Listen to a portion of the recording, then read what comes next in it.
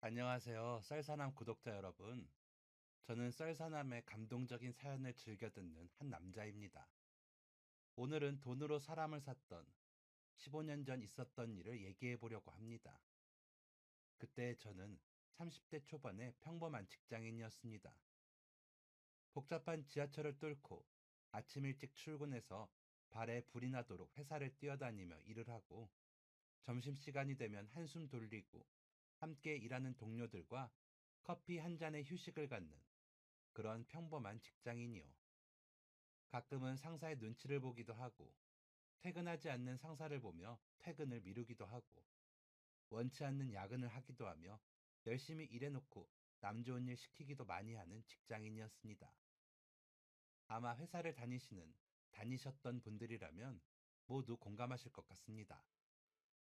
사실 회사를 다니지 않는 사람들도 충분히 공감할 만한 내용이죠.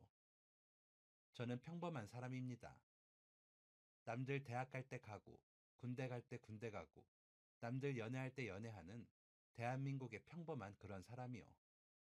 그때 제가 가지고 있던 고민은 어떻게 해야 일을 잘할 수 있을까와 언제 결혼을 할 수 있을까였습니다. 그렇게 쳇바퀴 도는 삶을 살던 중 낯선 번호로 전화가 왔습니다.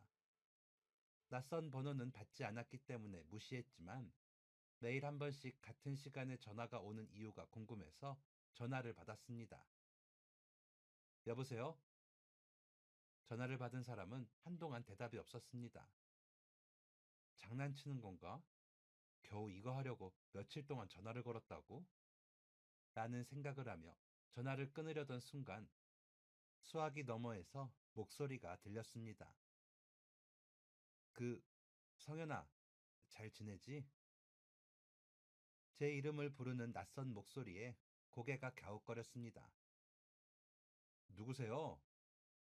약간 날카로운 목소리에 놀란 듯한 상대는 잠시 머뭇거리더니 자기가 누군지 밝혔습니다.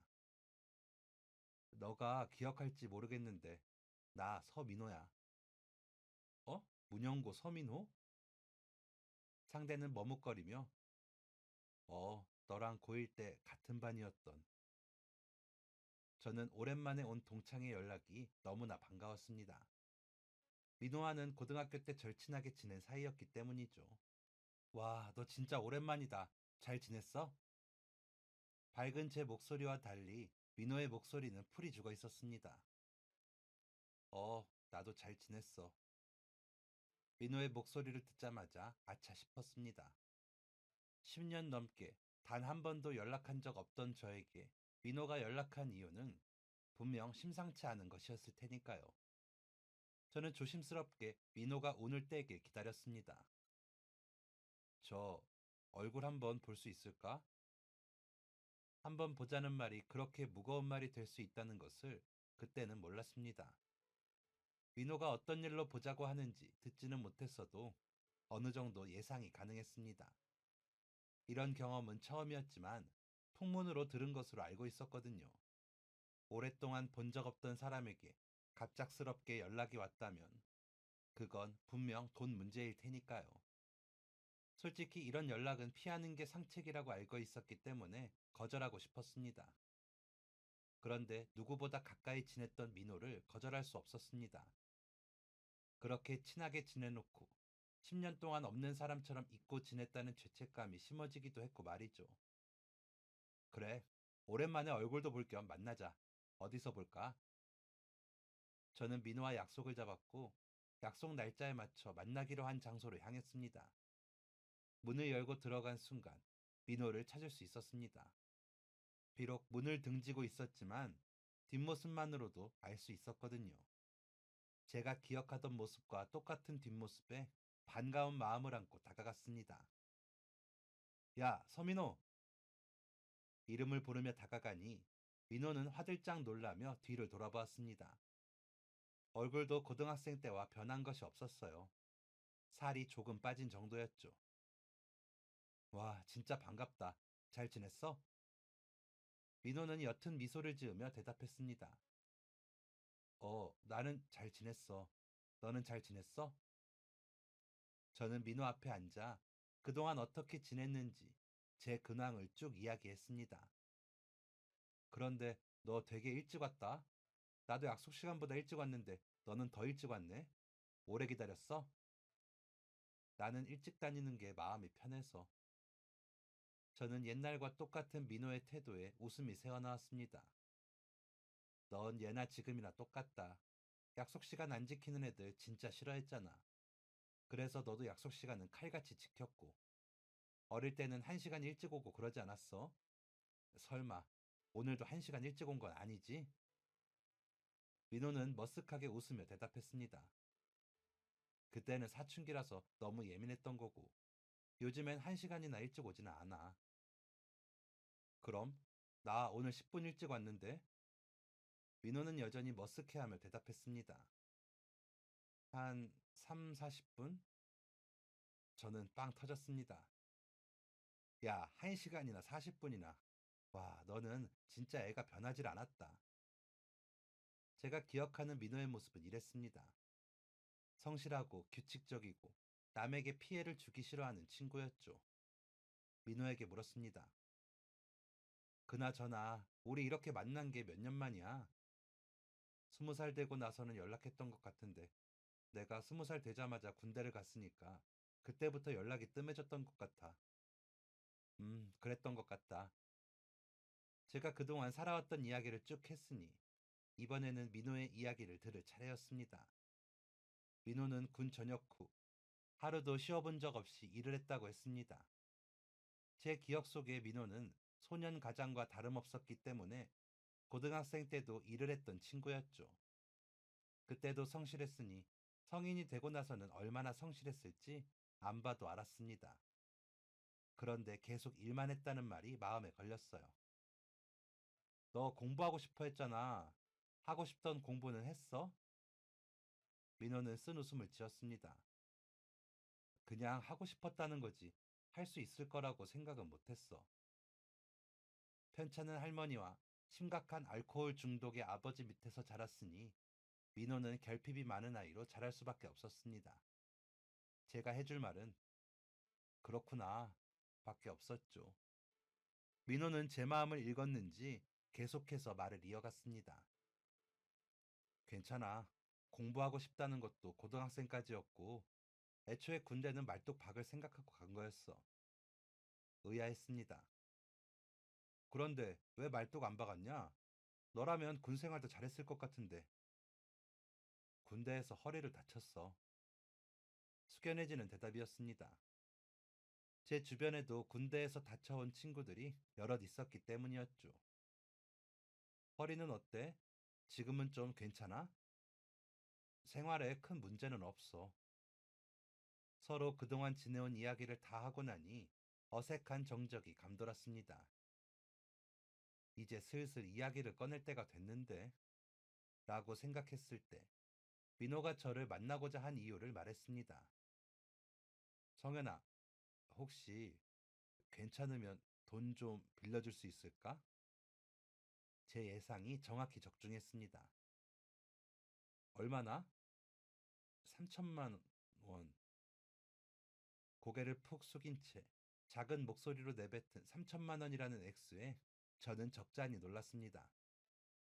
지금 3천만 원도 적은 돈이 아닌데 10년 전 3천만 원의 가치는 지금보다 훨씬 높았습니다.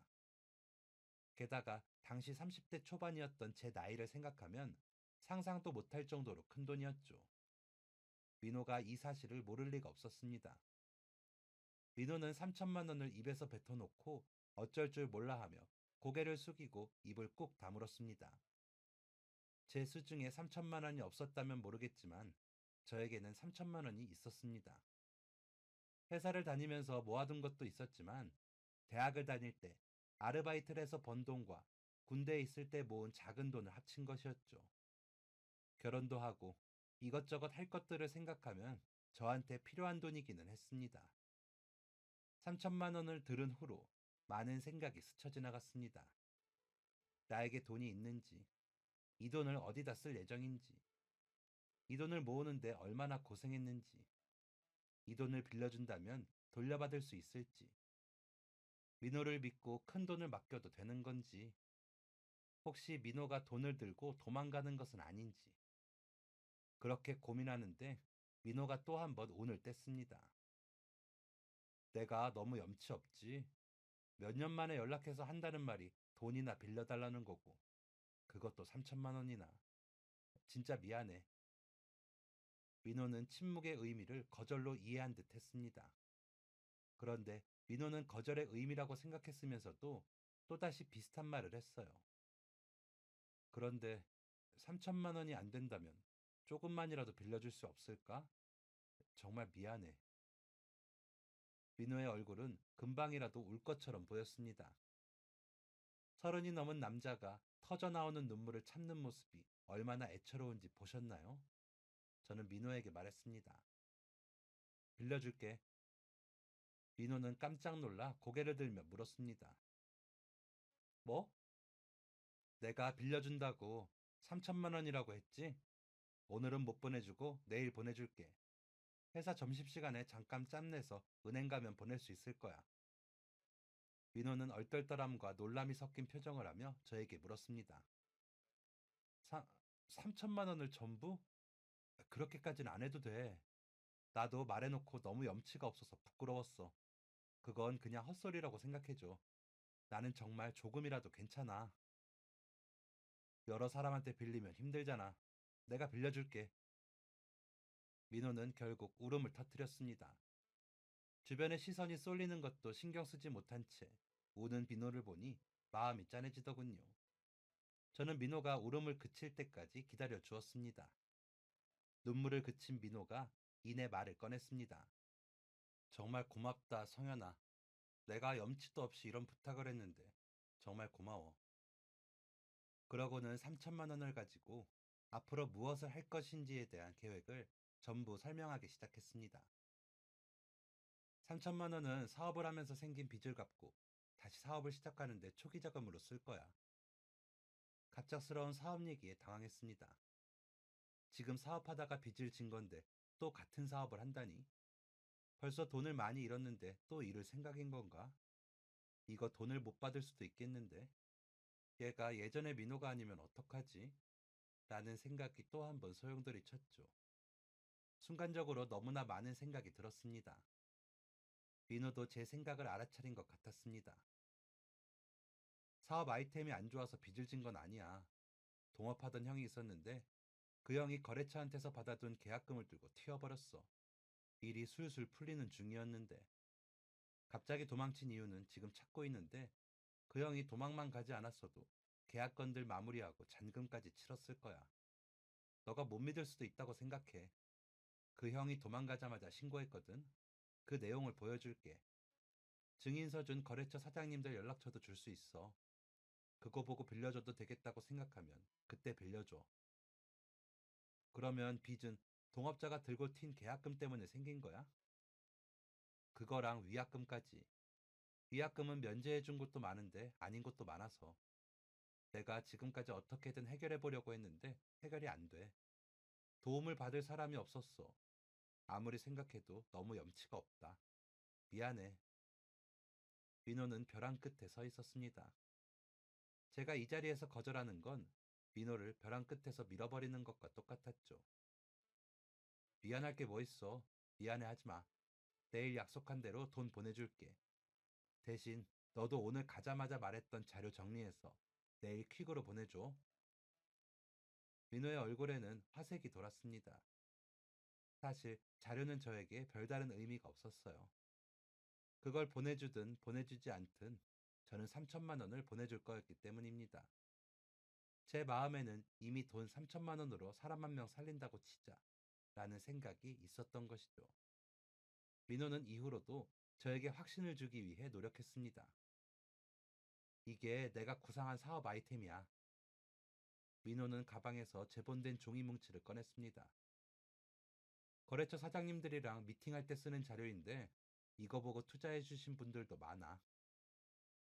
이쪽 분야를 잘 모르는 평범한 회사원인 제가 봐도 민호의 사업 아이템은 심상치 않았습니다. 도망간 동업자가 대체 이런 아이템을 두고 왜 도망갔는지 도통 이해가 되지 않았죠. 동업자는 왜 이런 아이템을 두고 도망을 간 거야? 민호는 한숨을 푹 쉬며 나도 그 이유를 알고 싶어. 내가 예상하는 바로는 당장 눈앞에 있는 돈에 욕심이 난 게 아닐까 싶어. 계약된 내용을 처리하고 잔금을 받을 때까지는 시간이 좀 걸리니까 본인이 지금까지 투자했던 투자금을 하루라도 빨리 회수하고 싶었던 거지. 그렇게 바보 같은 인간이 있다고? 매일같이 잔금 언제 받을 수 있냐고 노래를 불렀거든. 그게 아니라면 도무지 이해가 되지 않아. 그래, 나도 그런데 너는 어떻겠냐? 민호의 설명은 계속해서 이어졌습니다.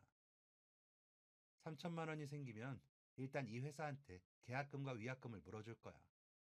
이것만 해결되면 다시 거래를 해주신다고 했거든. 그 일이 있었는데도 다시 거래해준대? 감사할 따름이지. 열심히 설득하기도 했고, 상황도 다 아시고, 이 회사랑 거래를 시작하면 나머지 돈으로 그동안 하려고 했던 일을 계속할 거야. 그렇게 해서 잔금을 모으면 똑같이 다른 회사에도 계약금이랑 위약금을 갚을 거고, 시간은 좀 걸리겠지만 지금으로서는 이게 최선인 것 같아. 이 말인즉슨 제게서 빌려간 돈 3천만 원을 갚는데 시간이 꽤 걸릴 거라는 얘기였습니다. 그래서 너한테 돈을 갚는데 시간이 좀 걸릴 수도 있어. 이 얘기는 꼭 해줘야 할 것 같아서. 어느 정도 걸릴 것 같은데? 그건 확실하게 말하기는 어렵지만 분명한 건 돈이 들어오면 최소한의 금액을 제외하고는 다 너한테 보낼게. 한 달에 한 번씩 보낼 수 있을 거야.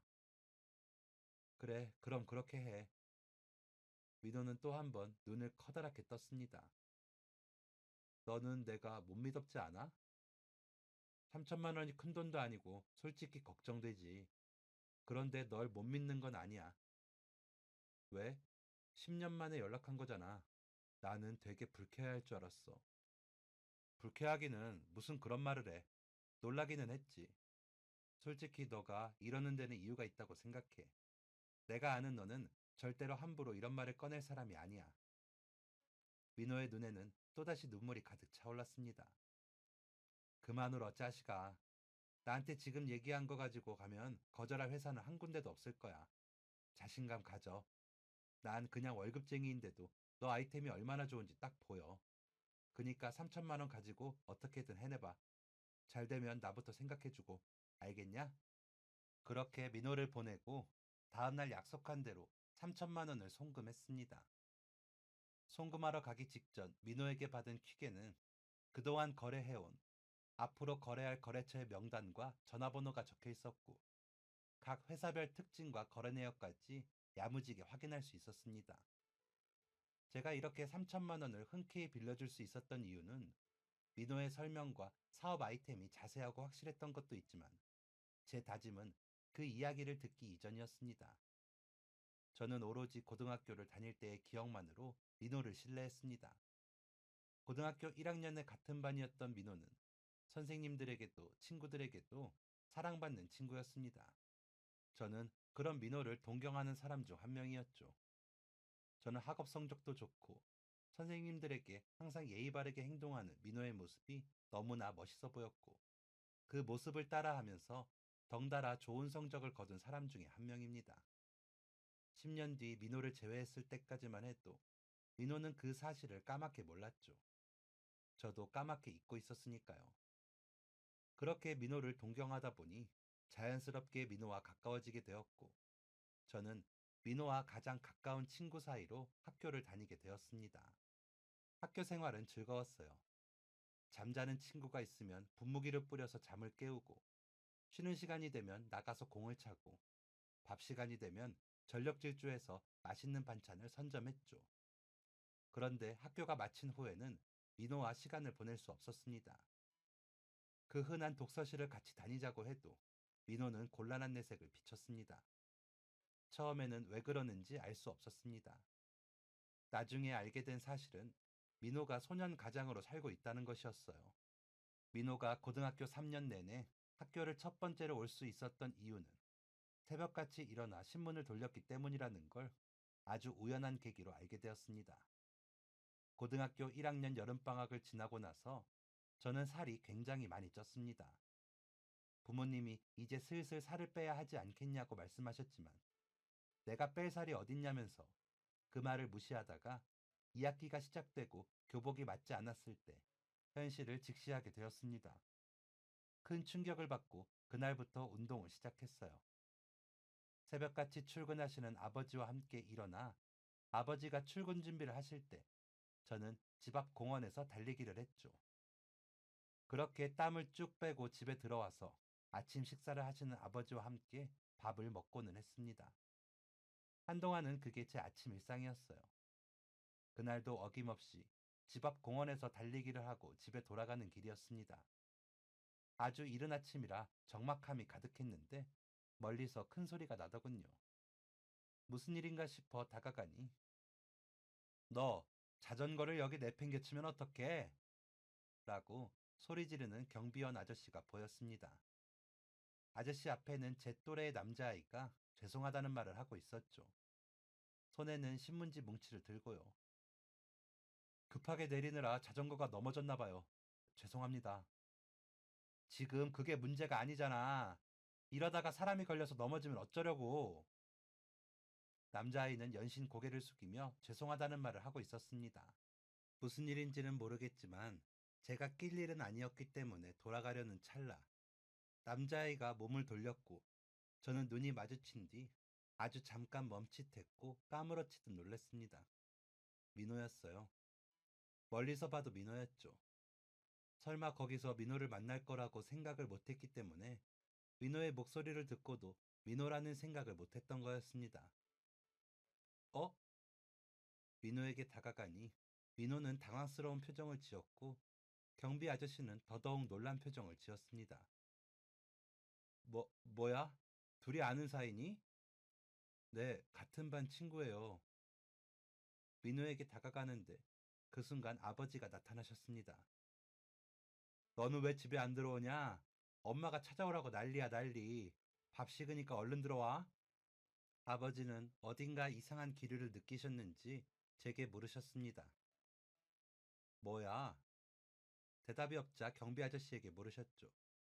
애들이 무슨 잘못했나요? 왜 아침부터 애들이랑 여기에? 경비 아저씨는 당황해하며 자리를 떠나려고 하셨습니다.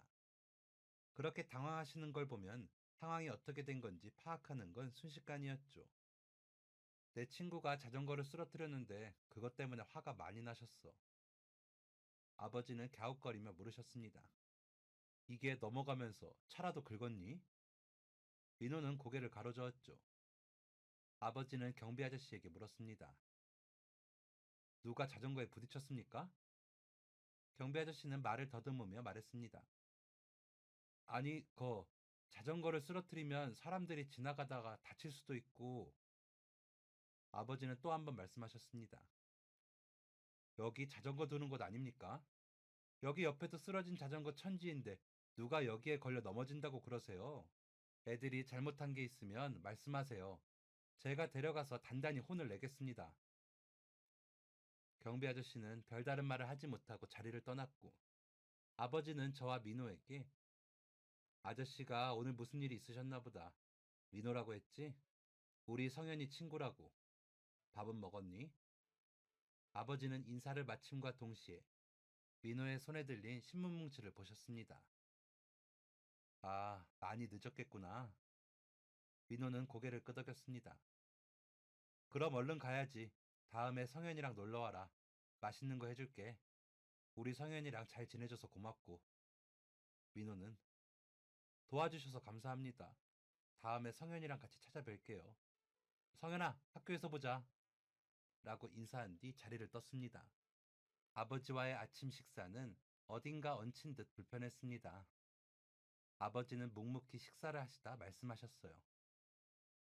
괜히 모르는 척 하지도 말고 눈치 보지도 마. 다른 애들이랑 있을 때는 말을 아끼되 민호랑 있을 때는 아무렇지 않게 행동해. 왜? 민호 입장에서는 숨기고 싶을 수 있잖아.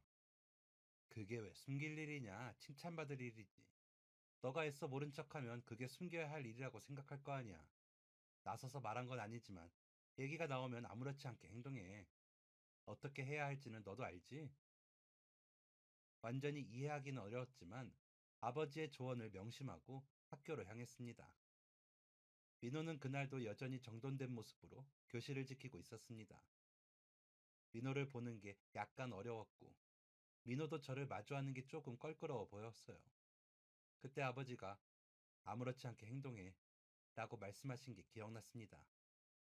그래서 목을 가다듬고 민호에게 인사했습니다. 야, 서민호, 일찍 왔다. 민호는 평소와 다름없는 제 행동에 조금 놀란 듯 했습니다. 한번 그렇게 행동하니까 이른 아침 민호를 만난 건 아무렇지 않은 일이 되었습니다. 그렇게 꽤 시간이 흘렀습니다. 민호는 자연스럽게 자신의 이야기를 하게 되었어요. 오늘도 일찍 왔네. 오늘은 우유 배달해서 더 일찍 왔어. 신문 배달은 이제 안 해? 우유 배달이 돈을 더 줘. 라는 이야기를 아무렇지 않게 나눌 수 있는 정도가 되었죠. 돈이 더 필요해? 할머니가 요즘 따라 병원을 자주 가시네. 그러면 일이 더 일찍 끝나는 거잖아. 우리 집 와서 같이 아침 먹자. 너 요즘도 일찍 일어나? 응, 습관이 돼서. 사실 저는 이미 예전에 게으른 상태로 돌아간 지 오래였지만 우유 배달을 끝낸 뒤 등교 시간까지 시간이 비어있을 민호에게 도움이 되고 싶었습니다. 집에 돌아가서 부모님께 이 말씀을 드렸고 저는 아침마다 민호와 함께 아침을 먹고 학교를 향했습니다. 매일 아침을 함께 하다 보니 부모님과 민호도 가까워졌어요. 요즘 할머니 건강은 좀 어떠셔? 지난번에 주신 보약 드시고 많이 좋아지셨어요. 할머니가 감사하다고 꼭 전해달라고 하셨어요. 감사합니다. 다행이네. 병원에서는 뭐래? 당분간은 병원 안 와도 되겠다고 해서 집에서 쉬세요. 그러면 일을 좀 더 쉬엄쉬엄 해도 되지 않을까? 밤에 하는 일을 조금 줄인다든지. 민호는 곤란하다는 듯 고개를 저었습니다. 할머니가 이제 일을 못 하세요. 할머니는 자기가 일할 테니까 일을 좀 줄이라고 하시는데 그건 제가 마음이 불편해서요. 부모님은 민호를 늘 안쓰러워하셨습니다. 하지만 직접적으로 도움을 주지는 못하셨어요. 어린 민호의 자존심을 해칠 수 있는 행동이었으니까요. 특히 민호는 제 친구였기 때문에 더욱 그랬습니다. 제 부모님이 민호에게 도움을 줌으로 인해서 민호가 저를 어려워할까봐 걱정하셨던 것이죠. 그럼 오늘 학교 마치고 잠깐 시간 있지? 와서 반찬 좀 가져가. 아줌마가 양 조절을 잘 못해서 반찬 양이 너무 많네. 장조림 입에 맞니? 그거 더 챙겨줄게. 꼭 가지고 가야 된다. 어머니가 양 조절을 못한다는 건 물론 거짓말이었습니다. 저는 민호가 항상 존경스러웠습니다. 알코올 중독으로 오랫동안 폐인으로 산 아버지, 한 번도 본 적 없는 어머니, 자신에게 애정을 가지고 키워준 사람은 할머니가 유일한 상황에서 구김없이 멋진 고등학생이 되었으니까요. 그런 민호와 지내면서 많은 것을 배웠습니다. 그렇게 고등학교 3년이 지났고 성인이 되어 저는 서울로 대학을 왔습니다. 민호는 오랫동안 준비한 수능을 치지 못했어요. 하필 수능 당일 할머니가 갑작스레 쓰러져 수술에 들어가야 했기 때문이죠. 민호와 다른 학교에서 시험을 치렀던 저는 민호의 소식을 뒤늦게 알았습니다. 그렇게 민호는 20살에 원하던 대학을 가지 못했고 저에게는 재수를 해서 대학을 가겠다는 말을 남겼습니다. 대학에 가고 나서는 민호와 연락을 계속해서 주고받았어요. 민호가 서울에 올라오는 건 현실적으로 어려우니 제가 본가에 내려갈 때마다 민호를 만났죠. 만날 때 민호의 표정은 밝았기 때문에 저는 민호가 잘 지내는 줄로만 알았습니다. 그런데 21살이 되던 해 민호는 군대에 입대했습니다. 그렇게 저희는 점점 멀어져 갔어요. 시간이 지날수록 고등학교 3년간의 시간이 흐릿해졌습니다. 처음에 민호의 소식을 듣고자 노력을 했지만 나중에는 그마저도 하지 않았습니다. 그냥 고등학생 때 친했던 친구로만 기억했으니까요. 사실 앞서 적은 내용도 민호를 다시 만난 후 기억을 더듬다 생각난 것들이 대부분이었습니다. 10년이면 강산도 변한다는데 민호를 만나니 알겠더라고요. 민호가 돈을 빌려달라고 했을 때 이 기억들이 되살아났고 저는 그때의 기억으로 민호에게 돈을 빌려준 것이었습니다. 비록 그동안 연락 한 번 없이 살았는지 죽었는지 안부조차 묻지 않는 사이였지만 제 기억 속 민호는 제가 빌려준 3천만 원을 결코 허비할 친구가 아니었습니다. 제 예상은 적중했습니다. 정확히 제가 돈을 빌려준 지 한 달째 되는 날부터 한 달에 한 번씩 돈이 들어왔습니다. 적으면 10만 원 또는 20만 원, 많으면 100만 원 가까이. 그럴 때마다 민호는 제 메일로 돈을 어디에 썼는지, 어떻게 이 돈을 벌었는지, 상환해야 하는 돈은 얼마나 남았는지 자세히 적어 보내주었습니다. 제 상사에게 브리핑하는 것과 비슷하더라고요. 처음에는 그런 메일이 부담스러워서 민호에게 굳이 이런 메일을 적어서 보내지 않아도 괜찮다고 말했습니다. 그런데 민호는 그건 절대 안 된다며 메일을 계속해서 보내왔고, 저는 민호의 마음이 불편하지 않도록 아무 말하지 않았습니다. 답장도 하지 않았어요. 제가 답장을 하면 독촉하는 것처럼 보일까 걱정이 됐기 때문이었죠. 물론 매달 돈이 들어온 건 아니었습니다. 어떻게 한순간에 수입이 안정되겠어요. 민호도 먹고 살아야 하니 최소한의 생활비를 제외하고 보면 보낼 돈이 없었을 수 있습니다. 민호가 얼마나 허리띠를 졸라맬지 알고 있었기 때문에 돈이 들어오지 않는 것조차 신경 쓰지 않았습니다. 혹시 무슨 일이 있는 건 아닐까 걱정은 됐죠. 그런 걱정은 민호가 보낸 메일로 해결할 수 있었습니다. 민호는 왜 돈을 못 보냈는지, 무슨 일이 있는지, 이 문제를 어떻게 해결할 수 있는지 앞으로의 계획을 정리해서 보냈고, 저는 그 메일들로 민호의 안부를 알 수 있었습니다.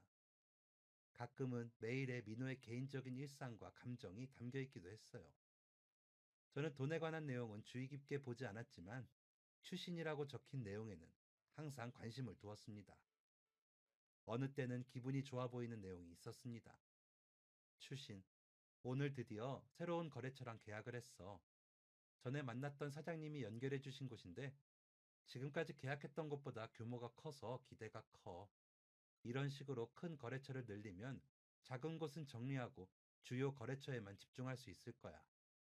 그러면 선택과 집중이 가능해져서 좀 더 효율적으로 일할 수 있을 거야. 들떠서 메일이 길어졌네. 다음 달에도 메일 할게. 좋은 하루 보내. 하지만 늘 좋은 일만 있을 수는 없죠. 추신. 전에 말했던 큰 거래처랑 일을 못하게 됐어. 위약금을 물어줄 테니 계약을 파기하자고 하더라고. 이유를 물어봐도 답을 주지 않고 답답한 오늘이야. 그래도 요즘 내가 운영하는 회사가 아름아름 이름을 알려서 참 기뻐. 지금은 이렇게 착잡한 마음이지만 조금씩 노력하다 보면 이것보다 더 좋은 일을 만날 수 있을 거라 생각해. 너한테는 항상 좋은 일만 있기를 바라. 다음 달에도 매일 할게. 좋은 하루 보내. 민호를 10년 만에 재회한 날, 돈 얘기, 사업 얘기 외에 사적인 이야기를 많이 나눌 수 없었던 것이 아쉬웠는데, 이 메일을 보며 민호의 사적인 이야기도 알 수 있게 됐습니다. 민호는 결혼을 했더라고요. 추신. 나한테는 아내가 있어. 군대 전역하고 몇 년 있다 결혼했는데, 그때는 나도 매달 받는 월급이 있었던지라 책임질 수 있을 거라고 생각했어. 내가 사업을 한다고 했을 때 믿어주고 지지해준 사람인데, 나 때문에 고생만 하는 것 같아 미안해. 아내 이야기가 나오는 메일에는 온통 미안함이 가득했습니다. 추신. 아내는 미안할 정도로 착한 사람이야.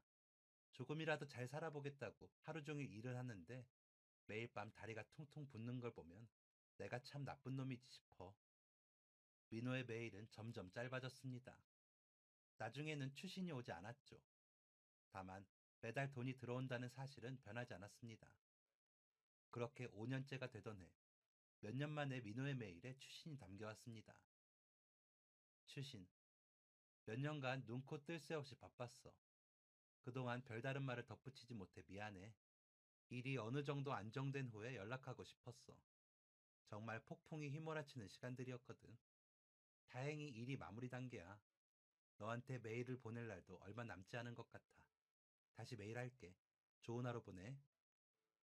참 기분 좋은 연락이었습니다.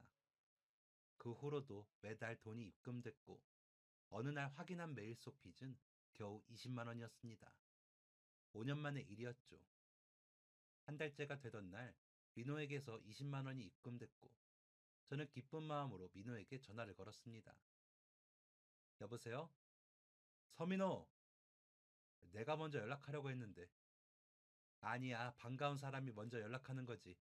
벌써 5년이나 지났다. 잘 지낸 거지? 덕분에 잘 지냈어. 민호는 밝은 목소리로 말했습니다. 얼굴 보고 얘기하고 싶은 게 있는데 시간 좀 내줄래? 저는 매우 기쁜 마음으로 민호를 만나러 갔습니다. 여전히 민호의 뒷모습은 듬직했고 여전히 일찍 나와서 저를 기다리고 있었습니다. 서민호! 친구의 이름을 부르며 민호 앞에 나타났는데 민호의 뒷모습은 여전했지만 앞모습은 아니었습니다. 깔끔한 정장 차림에 깔끔하게 넘긴 헤어스타일까지. 이야, 얼굴 많이 좋아졌다. 민호는 제 얼굴을 뚫어지게 쳐다보았습니다. 뭘 그렇게 쳐다봐? 얼굴에 뭐 묻었나? 민호는 이렇게 말했습니다. 너도 참 한결같다. 약속 시간에 미리 나오는 것도, 무슨 일이 있어도 아무 일 없었던 것처럼 대해주는 것도, 너 신문 배달하는 거 알았을 때처럼. 민호는 깜짝 놀라며 반문했습니다. 그때가 기억나? 야, 당연하지. 10년이 넘는 얘기잖아. 성인이 되고 나서는 서로 생사도 몰랐고, 나랑 있었던 일은 당연히 잊어버렸을 줄 알았어. 사람이 정이 있지. 저희는 술 한 잔을 기울이며 대화를 이어갔습니다. 말을 먼저 꺼낸 건 저였어요. 솔직히 너한테 연락 왔을 때 누군가 했다. 10년이라는 세월이 짧은 세월이 아니더라. 그렇지. 그동안 군대도 다녀왔고, 나는 결혼도 했고, 사업도 하고, 쫄딱 망하기도 하고, 나는 대학도 졸업하고, 군대도 다녀오고, 회사 다니면서 승진도 했지. 연애도 시작했고, 내 인생 사는 것도 바쁜데, 과거를 돌아볼 여유가 있었겠냐? 그래도 너 만나서 참 좋았어. 옛날 생각하니까 즐겁더라. 민호는 한동안 말이 없었습니다. 그리고 5년 동안 메일에 미처 적지 못했던 이야기를 털어놓았어요. 5년 동안 너한테 하고 싶은 말이 참 많았는데 힘들다고 하면 돈 갚는 게 힘들다고 징징거리는 것처럼 느껴질까봐 쉽게 말을 못했어. 힘들다고 조금이라도 티낸 날에는 엄청 후회했고. 그래, 그런 것 같더라. 그러면 최근이 제일 힘들었던 거야? 응, 일이 좀 잘 풀리려고 하면 문제가 생기고 이게 반복되니까 나중엔 좀 지치더라고. 그걸 극복하면서 일하려니 좀 힘들었어. 그런데 용케도 돈은 안 밀렸다. 무슨 못 보낸 달도 있었어. 그랬나? 아무튼 나는 너가 돈을 언제 갚았든 신경도 안 쓰고 있으니까 신경 쓰지 마. 내가 무슨 악덕 사채업자도 아니고. 저희의 분위기는 조금씩 풀어졌고 민호와 저는 계속해서 술잔을 기울였습니다. 술이 들어가면 솔직해지게 되죠. 민호는 여전히 말하지 못하고 가슴에 숨겨두었던 그동안 있었던 진짜 이야기를 시작했습니다. 성현아, 나 진짜 정말 많이 힘들었다. 그래, 그랬겠지. 아니, 너는 상상도 못할 정도로 힘들었어. 사람이 하루에 3시간도 못 자고 보름을 집 밖으로 나돌면 어떻게 되는지 알아? 나는 누구고, 여기는 어디고, 내가 왜 여기에 있는지조차 헷갈려. 주변에서 쉬라고, 쉬어야 한다고 말해도 화만 나. 지금 쉬면 내 인생이 쫄딱 망할 것 같은데 내 속도 모르고 쉬란 말을 한다고. 사람이 옹졸해지고 치사해져. 이렇게 변해가는 내 모습을 보다 보면 정말 스스로가 너무 한심해진다. 저는 묵묵히 민호의 말을 들어주었습니다. 난 평생 사람이랑 싸워본 적이 없어. 동업자 형이 불평불만을 해도 화낸 적 없고, 사람 대 사람은 대화를 해야 한다고 믿고 살았어. 그런데 내가 삿대질을 하면서 싸우고 있더라. 어디서 배웠을지 모르는 욕을 해대면서. 그러고 집에 가면 자괴감이 몰려와. 내가 이렇게까지 망가지며 일을 해야 하나 싶고, 스스로 적을 만드는 이런 행동이 과연 옳은 건가 싶고. 다른 사람은 몰라도 민호라면 정말 힘들어했을 게 뻔했기 때문에 저는 여전히 민호의 말을 잠자코 들어주었습니다. 그렇게 살다가 매달 너한테 돈을 보내고 메일을 쓸 때가 되면 그제야 정신을 차렸어. 다 포기하고 싶은 순간에도 포기하지 않았던 이유는 나를 기다리는 사람이 있어서였어. 너도 나만 바라보고 있는 아내도. 함께 일을 하게 된 동료들도. 책임감이 널 움직인 거야? 민호는 피식거리며 대답했습니다. 그렇게 말해줘서 고맙다. 넌 대단한 녀석이야. 동업자한테 당하고 쫄딱 망했지만 결국 다시 일어섰잖아. 같이 일하는 직원들도 생겼고, 널 믿고 일을 맡기는 거래처도 생겼고, 그러니까 과거의 실수에 너를 묶어두지 마라. 너는 예나 지금이나 대단한 녀석이야. 고마워. 내가 왜 10년 동안 너를 잊고 살았는지 정말 후회가 돼. 그건 나도 마찬가지야. 민호야, 나는 너가 참 멋지다. 돈을 들고 도망간 건 동업자지 너가 아닌데 그걸 끝까지 책임지고 함께 고생하는 아내한테 고마워할 줄도 미안해할 줄도 알고. 원래 사람이 그렇잖아. 힘들면 자기부터 생각하게 되는 거. 인간은 원래 그런 건데 너는 아니었어? 너는 어떻게 생각할지 몰라도 내가 보는 너는 그래. 제가 누군가에게 위로가 될 수 있을 거라는 생각은 못했는데 이런 식으로 민호를 위로하게 되다니. 민호를 보며 뭉클한 마음이 들었습니다. 저에게 고맙다는 말을 연신하던 민호는 가방을 열더니 통장을 건넸습니다. 술 먹다가 한탄했다가 위로했다가 감동적인 시간을 보내고 있다고 생각했던 이 시점에 통장이라니 이게 뭔가 싶었습니다. 통장을 왜 줘? 열어봐. 민호가 준 통장을 본 저는 더 의아해하며 물었습니다. 3천만 원? 이게 뭐? 이후 민호의 말은 저를 더욱더 놀라게 했습니다. 그거 이자야. 너한테 빌렸던 3천만 원에 대한 이자. 저는 황급히 통장을 내려놓으며 민호에게 건넸습니다. 너 미쳤어? 3천만 원이 휴지 조각도 아니고 어떻게 이걸 그냥 줄 생각을 해? 그리고 내가 사채업자도 아니고 무슨 이자가 원금이랑 똑같아? 당황스러운 마음에 말을 와다다 쏟아내는데 민호가 처음으로 밝은 얼굴로 말했습니다. 너한테 그 돈이 있었으면 어딘가에 투자를 하든 적금을 하든 여러 방법으로 돈을 불렸겠지. 그거에 대한 이자야. 내가 5년 동안 3천만 원으로 할 수 있었을 네 기회를 샀다고 생각해줘. 난 내가 산 기회에 대가를 지불한 것뿐이야. 아니, 아무리 그래도 이건 너무 큰 돈이야. 너 사업 안정된 지도 얼마 안 됐다며. 맞아. 저는 얘가 사업이 잘 풀려서 들뜬 게 아닌가 하는 걱정이 들었습니다. 이거 주려면 사업이 좀 안정된 다음에 줘. 지금은 아니야. 민호는 단호했습니다. 아니야. 이렇게 해야 내가 마음이 편해서 사업에 집중할 수 있을 것 같아. 나 도와준다고 생각하고 꼭 받아줘. 저희의 실랑이는 술집이 문을 닫을 때까지 계속되었습니다. 승리는 민호의 손에 돌아갔고 저는 3천만 원이 담긴 통장을 꼭 쥔 채 집으로 돌아가서 아무도 모르는 곳에 통장을 숨겼습니다. 그 후 저는 곧장 부모님에게 연락을 드렸어요. 아버지, 민호 기억나세요? 민호? 서민호요. 나 고등학생 때 매일 집 와서 아침 먹고 반찬도 챙겨주고 했던. 아버지는 제 말이 끝나기도 전에 그럼 기억하지. 그 녀석 참 똑부러졌었는데 요즘도 연락하고 있었냐? 괘씸하기는. 얼굴 한번 안 비춰주고 말이야. 나중에 한번 데려와 밥이나 한 끼 지어주게. 저는 본가로 내려가 민호와 있었던 이야기를 말씀드렸습니다. 얼마 안 있어 민호와 재수 씨가 본가로 찾아왔고 저희 가족은 아주 오랜만에 민호를 만나 그동안의 회포를 풀었습니다. 민호의 할머니와 아버지는 돌아가신 지 꽤 오래된 상황이었기 때문에 민호는 북적거리는 분위기의 가족이 항상 부러웠다고 했습니다. 재수 씨도 마찬가지죠. 그렇게 민호와 저희 가족은 잊고 지냈던 10년의 세월이 무색할 정도로 다시금 한 가족이 되었습니다. 그런데 얼마 지나지 않아 저희 가족에게 큰 문제가 생겼습니다.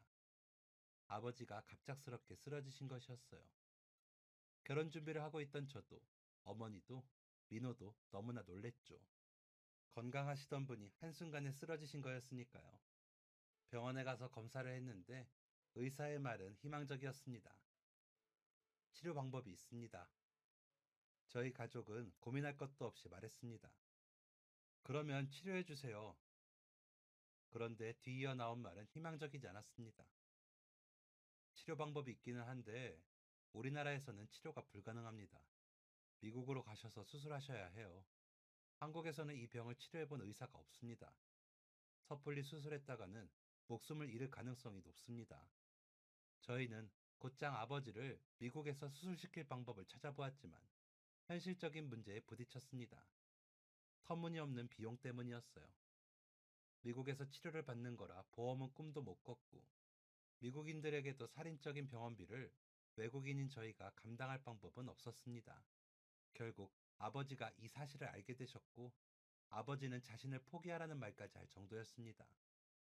결혼 준비는 올스탑 됐고 어머니와 저는 하루하루를 지옥에서 살았습니다. 그런데 어느 날 퇴근을 하고 집으로 가는데 집 앞에 민호가 기다리고 있더군요. 왜 여기 있냐? 집에 들어가 있지. 어머니 아버지 계셔. 민호는 말없이 저를 차에 태웠고 조금 거리가 있는 곳으로 차를 옮겼습니다. 뭔 일이길래 여기까지 데려가? 부탁할 게 있는데 너가 거절할 게 뻔해서 멀리 데려가는 거야. 부탁 안 들어주면 그냥 거기 버리고 오게. 터무니없는 말에 헛웃음을 짓고 나니 목적지에 도착해 있었습니다. 도착한 곳은 인적 드문 항구였어요. 그래서 할 말이 뭔데? 민호는 저와 나란히 서서 바다를 바라보다 한마디를 툭 던졌습니다. 아버지, 미국 모시고 가자. 순간 가슴이 답답해졌습니다. 쉽게 말할 문제 아니라는 거 알잖아. 병원비가 얼마나 나올지 감당이 안 될 정도야. 빚이라도 내고 모시고 가고 싶어. 그런데 너도 알잖아. 불가능해. 민호는 또다시 말했습니다. 여전히 시선은 바다를 향한 상태로요. 내가 모시고 갈게. 당연히 병원비 부담도 내가 할 거고. 저는 민호에게 소리를 지르고 말았습니다. 너 미쳤냐? 너가 그 돈을 왜 내? 그건 내도 내가 내야지. 민호는 그제야 제 눈을 보고 말했습니다. 그래서 부탁이라고 했잖아. 이렇게 안 하면 나는 평생 마음에 짐을 진 상태로 살 거야. 아버지를 위한 것이기도 하지만 결국 나를 위한 것이기도 해. 고등학생 때 10년 만에 만난 나를 믿어주고 3천만 원을 빌려줬을 때, 5년 동안 아무 말 없이 나를 기다려줬을 때, 5년이 지나 나를 가족으로 받아줬을 때, 나는 이미 네 형제였고 어머니 아버지 자식이었어. 너는 아니냐? 저는 민호의 말에 반박할 수 없었습니다. 민호는 제게 형제나 다름없었으니까요. 정말 민호는 아버지를 모시고 미국으로 향했고 그곳에서 발생하는 모든 비용을 부담했습니다. 저라면 감당할 수 없었을 금액이었지만 민호는 이 정도는 아무것도 아니라는 듯이 병원비를 해결했죠. 아버지의 치료가 성공적으로 끝나 한국으로 돌아오셨을 때 저는 그제야 웃으며 말할 수 있었습니다. 이야, 서민호, 돈 엄청 벌었나 보다. 내가 서민호의 경제력을 얕봤네. 그러면 형님이라고 불러 이 자식아. 그럴 수는 없지. 너 그때 내가 3천만 원 안 빌려줬어 봐. 지금 깡통 차고 있을걸? 저희는 여전히 지나간 일이 아무것도 아니었던 것처럼 웃으며 지내고 있습니다. 그동안 민호는 오래 기다렸던 아이를 품에 안았고 저도 결혼해서 아이를 낳았습니다. 아버지는 언제 편찮으셨냐는 듯 건강을 회복하셨고 전원주택을 지어 그곳에서 행복하게 지내고 계십니다. 저는 그때 저에게 전부인 3천만 원을 10년이나 잊고 지냈던 친구에게 주었습니다. 그리고 5년이 지났을 때 저는 세상에 그 무엇과도 바꿀 수 없는 인연을 얻게 되었습니다. 해외로 도주했다 잡힌 동업자처럼 사람을 속이고 자신의 이득을 취하는 사람도 있지만 의리와 은혜를 알고 도리를 지키는 사람이 있다는 걸 사람에 치여 힘들어하는 분들이 다시 한번 기억하실 수 있다면 참 행복할 것 같습니다. 제 사연은 여기까지입니다. 제 이야기를 들어주셔서 감사합니다. 안녕히 계세요. 지금까지 사연 들어주셔서 감사합니다. 사연이 재밌으셨다면 구독과 좋아요를 눌러주세요. 감사합니다. 안녕히 계세요.